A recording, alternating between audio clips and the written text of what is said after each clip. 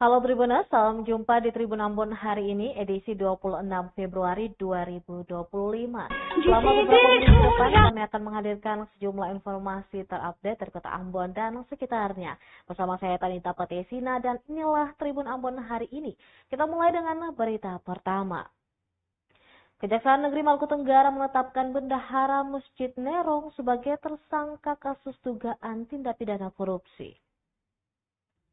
Kejaksaan Negeri Maluku Tenggara menetapkan satu tersangka kasus korupsi pembangunan Masjid Nurul Jana, Ohoy Nerong, Kecamatan Kebesara Selatan pada Selasa 25 Februari 2025.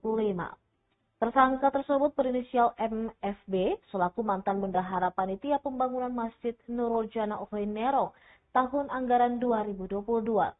Kasih Intel Kejari Maluku Tenggara Afel mengatakan penetapan tersangka sesuai dengan dikeluarkannya surat penetapan tersangka tertanggal 25 Februari. Afel membeberkan bahwa rencana anggaran biaya atau RAB pembangunan Masjid Nurul Jana Ohoy Nerong tahun 2022 yang disetujui oleh pemerintah Kabupaten Maluku Tenggara sebesar 1 miliar rupiah. Sementara pencairan dana hibah pembangunan Masjid Nurul Jana sendiri dilakukan 2 tahap melalui rekening Bank Maluku. Berdasarkan hasil audit Inspektorat Maluku Tenggara, kerugian negara yang ditimbulkan dari kasus ini sebesar 515.731.850 rupiah dan masyarakat tidak mendapatkan manfaat berupa rumah ibadah yang sesuai dengan kebutuhan.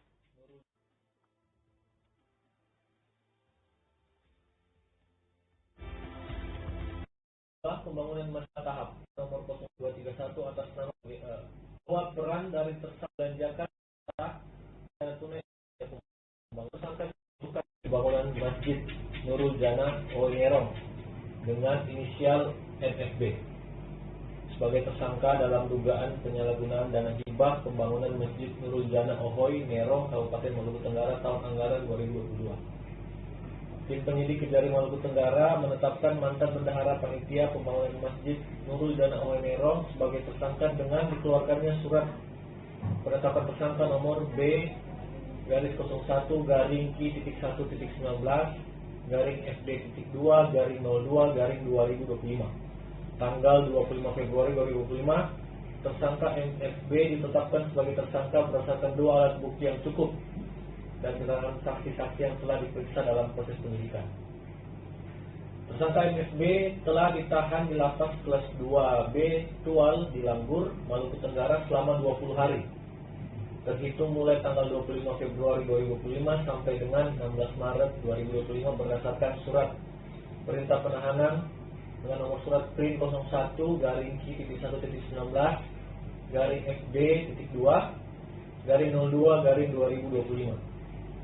Bahwa panitia pembangunan Masjid Nurul Jana Ohoy Nerong tahun 2022 sebagaimana dalam surat keputusan Kepala Desa Ohoy nomor 470-N-2021 tentang keputusan pejabat Kepala Ohoy Nerong nomor 1 tahun 2021 tanggal 29 Februari 2021 tentang pembentukan panitia pelaksanaan pembangunan Masjid Nurul Jana Ohoy Nerong Kecamatan Kebesar Kabupaten Maluku Tenggara.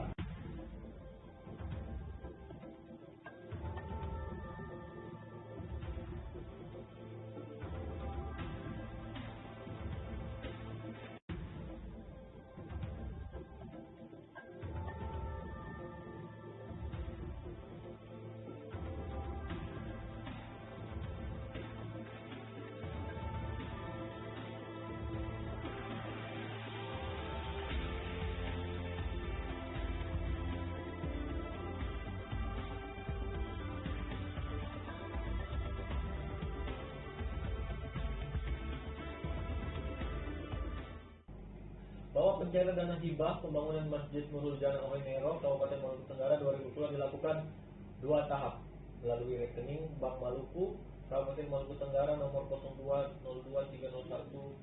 020301-231 atas nama panitia pembangunan Masjid Nurul Jana yaitu sebagai Nurul Jana. Kemudian bahwa peran dari tersangka berinisial MFB ini adalah membelanjakan bahan-bahan material tanpa dilengkapi dengan bukti yang sah dan selanjutnya melakukan penarikan secara tunai uang dana hibah masjid tanpa sepengetahuan ketua panitia pembangunan. Bahwa tersangka juga tidak melengkapi dokumen laporan pertanggungjawaban yang dibutuhkan untuk mempertanggungjawabkan dan mantan bendahara panitia pembangunan Masjid Nurul Jana Oinerong dengan inisial MFB sebagai tersangka dalam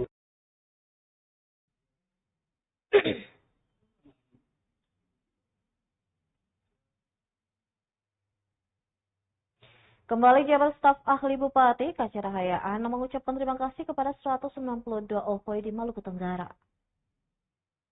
Pemerintah Kabupaten Maluku Tenggara menggelar serah terima jabatan Kepala Dinas Pemberdayaan Masyarakat Desa dan Perlindungan Perempuan dan Anak atau PMD PPA pada Selasa 25 Februari 2025. Kaca Rahayaan menyerahkan jabatan PLT Kadis PMD PPA kepada Dahlan Tamher, yang juga merupakan Kepala Dinas Kependudukan dan Pencatatan Sipil. Sebelumnya, penunjukan Tamher sebagai PLT Kadis PMD PPA ditandai dengan penyerahan surat keputusan SK Bupati oleh Wakil Bupati Maluku Tenggara, Charles Vialir Hantoknap, di ruang Bupati pada Senin 24 Februari.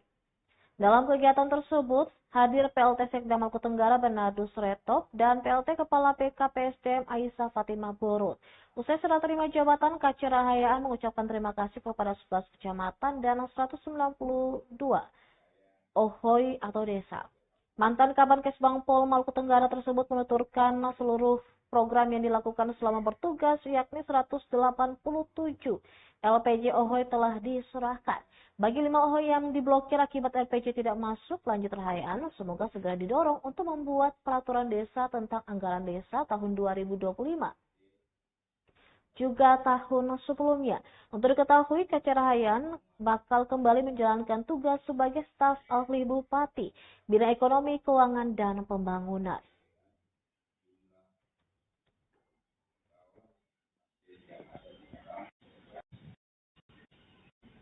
Pada pemerintah daerah melalui Pak Bupati, Wakil Pasikda, serta seluruh jajarannya dan seluruh masyarakat negara di 190 OHOI telah memberikan ruang, memberikan kesempatan sehingga saya boleh bertugas di sini selama 3 bulan 10 hari. Ada tanggal 14 November sampai dengan kemarin telah dapat SK yang baru untuk saudara kita pada Lantadir. Ini benar-benar amanah, dan selama tugas bersama dengan seluruh staf 29 orang dan didukung oleh seluruh teman-teman wartawan, media, cetak dan elektronik dan seluruh lapisan elemen masyarakat, seluruh program yang dilakukan selama 3 bulan 10 hari ini. Yang pertama, LPG yang selama ini yang tidak masuk tadi kami sampaikan seluruhnya terpampang di belakang.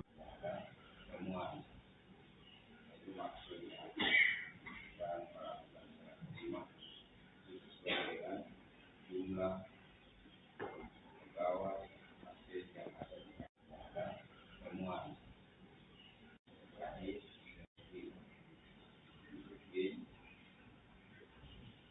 yang kedua, disiplin dalam menghormati dan menghargai sesama.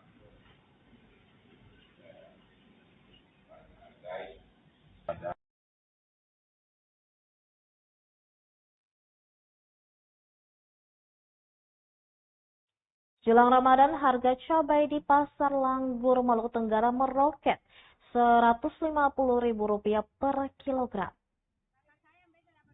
Jelang Ramadan, sejumlah komoditas di Pasar Langgur Kabupaten Maluku Tenggara mengalami kenaikan. Harga cabai rawit merah meroket dari harga sebelumnya Rp80.000 per kilogram menjadi Rp150.000 per kilogram. Sementara untuk cabai keriting dijual Rp100.000, yang juga ikut naik dari harga sebelumnya Rp80.000 per kilogram. Sedangkan untuk komoditas bawang putih dan bawang merah kompak berada di angka Rp60.000 per kilogram. Untuk tomat dijual dengan harga Rp30.000 per kilogram, naik dari harga sebelumnya Rp25.000 per kilogram. Sementara itu untuk harga kentang seharga Rp40.000 per kilogram, wortel Rp80.000 per kilogram, naik juga dari harga sebelumnya Rp60.000 per kilogram. Sedangkan untuk buncis berada di angka Rp30.000 per kilogram, kol Rp40.000 per kilogram. Pedagang mengatakan menjelang Ramadan seperti ini biasanya harga-harga naik, pemicunya stok barang yang berkurang.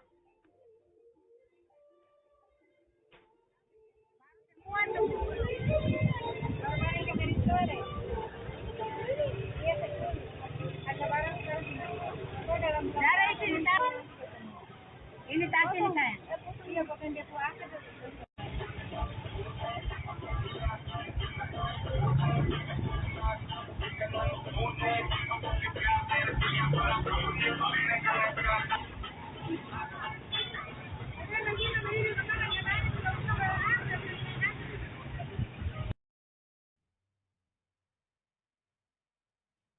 Jalan rusak di Batu TGP Kota Ambon rusak bertahun-tahun, perbaikan hanya mengandalkan swadaya warga. Jalan rusak di kawasan Batu TGP Desa Batu Merah, Kecamatan Sidemau, Kota Ambon hingga kini belum diperbaiki. Pantauan tribunambon.com pada Selasa 25 Februari, di lokasi kondisi ruas jalan cukup sulit dilewati. Pasalnya, selain lubang jalan, terdapat batu dengan ukuran sedang berhamburan di badan jalan. Kondisi ini semakin diperparah dengan medan terjal dan tumpukan sampah di salah satu sisi jalan. Rahim Tuarea, salah seorang warga, mengakui kerusakan itu telah berlangsung hingga bertahun-tahun. Pihaknya hanya mengandalkan swadaya dari warga sekitar menggunakan semen dan pasir, namun tak bertahan lama. Terlebih aktivitas kendaraan dengan muatan di atas rata-rata seringkali melintasi area tersebut, semakin memperparah kerusakan. Hal serupa juga dikeluhkan Ismail Sanmas, ia yang telah menempati kawasan itu sejak tahun 2004. Mengaku jalan tersebut pertama kali dikerjakan menggunakan dana pribadi.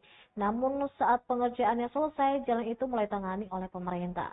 Ia mewakili warga sekitar berharap area tersebut bisa diperbaiki oleh pemerintah untuk memperlancar akses lalu lintas warga.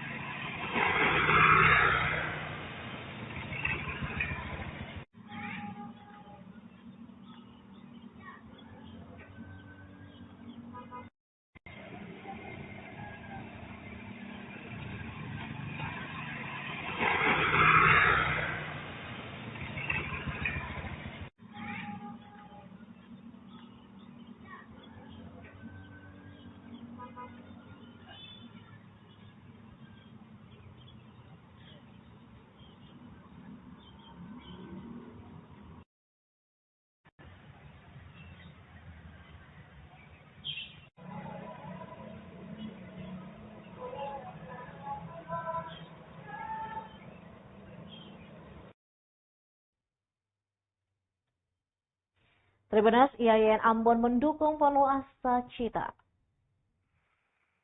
Rektor Institut Agama Islam Negeri IAIN Ambon, Abidin Wakano, mendukung program Asta Cita Prabowo Subianto dan Gibran Rakabuming Raka, termasuk program makanan bergizi gratis yang banyak mendapat penolakan dari sejumlah mahasiswa di Maluku. Hal ini disampaikan Abidin saat menjadi narasumber pada acara Simposium Nasional bersama masyarakat Maluku di Gedung Auditorium IAIN Ambon pada Rabu 26 Februari 2025. Ia mengaku selain meningkatkan sumber daya manusia, program makan bergizi gratis sebagai bentuk implementasi Tridharma perguruan tinggi. Kata dia, program makanan bergizi gratis dipersiapkan untuk generasi muda dalam menyambut Indonesia Emas di 2045 mendatang. Ia berharap seluruh warga kampus dapat mengambil peran dalam mendukung Asta Cita Presiden Republik Indonesia itu.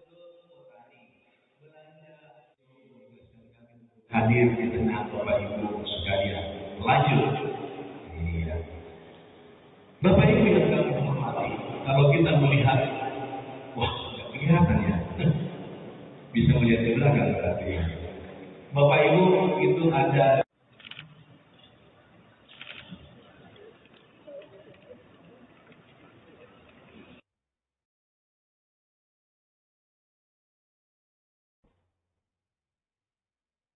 Baik Tribuners, demikianlah Tribun Ambon hari ini edisi 26 Februari 2025. Saya Tonita Patesina beserta kru yang bertugas pamit undur diri. Sampai jumpa lagi dan amata. Download Tribun X sekarang, menghadirkan lokal menjadi